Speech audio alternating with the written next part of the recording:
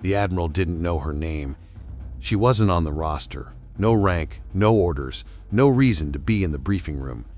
Yet when the SEAL team entered and saw her leaning quietly in the corner, their conversation stopped. Each of them nodded in silent respect. They knew exactly who she was and what she could do when a mission went wrong. Sometimes, the most dangerous person in the room is the one the brass doesn't even know exists. The steel gray conference table gleamed under harsh fluorescent lights aboard the amphibious assault ship. Officers shuffled through folders, murmured over tablets, and checked operational details.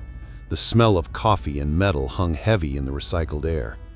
At the head of the table sat Admiral Pierce, lean, sharp-featured, a man who ran his task force like clockwork. His eyes swept the room, catching every face, every name, every role. But they froze on the lone figure against the far wall. She didn't move, didn't straighten like the junior officers, just leaned, arms folded, eyes scanning the large map display. Pierce frowned. "Who are you?" Before she could answer, Commander Briggs, the SEAL team's operations officer, spoke. "She's with me, sir." "That's not what I asked. Name and rank." Her voice was calm, almost unremarkable. "I don't have a rank, sir." Pierce's brows knit.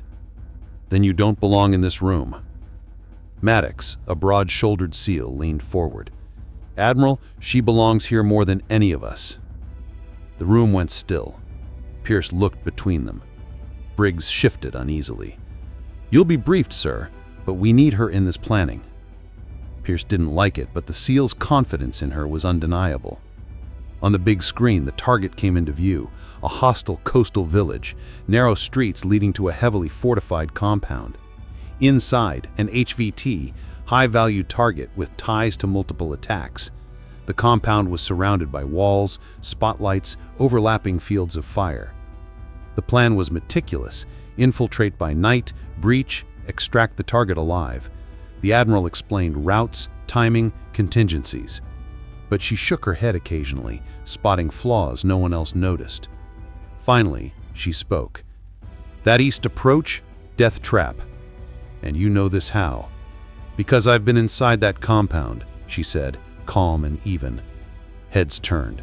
Maddox straightened, voice firm. "She pulled us out of Corvik, 6 clicks behind enemy lines, 1 rifle, no backup." Pierce's memory flickered. Corvik, classified operation, details buried. "Your file isn't in our system," he said slowly. "Not in any system, and that's how it'll stay," she replied. Planning resumed. She traced a route on the digital map. "Insert here. Currents will carry your boat silently. Thermal sensors on the south wall. Blind spot here. Service door is chained inside. Cheap steel. 90 seconds before the alarm goes manual." The SEALs took notes. The Admiral was still skeptical, but it was clear she knew this compound intimately. And if the mission went sideways, as it inevitably would, she wouldn't just guide them, she would lead them herself. Moonless night, black sea, 2 RHIBs cutting through the waves. The SEAL team moved in silence, faces blackened, eyes locked forward. At the stern, she sat beside Maddox, rifle between her knees. Eyes forward, unreadable. Pierce monitored from the command center. Status checks came in via encrypted headset. He still questioned her presence, but Briggs insisted she was mission critical. The boats cut engines a quarter-mile offshore. Fins flashed silently. Currents carried them as predicted. Under the seawall's shadow, Maddox glanced at her. "Blind spots confirmed?" She nodded. "We're clear. Go." They climbed, stealthily and precise. Service door, cheap steel, gone in seconds. Inside, she guided them around patrols, her movements confident, flawless. Thermal sensors, motion triggers, nothing escaped her attention. First gunfire. Maddox suppressed a guard. Second shot. Not so quiet. Bullets cracked. She moved low, ducked behind crates, drew a pistol. 2 precise shots. Silence. The SEALs watched her differently now. Not just a guide, a warrior. They reached the target building. Guards on rooftops, ambush, crossfire.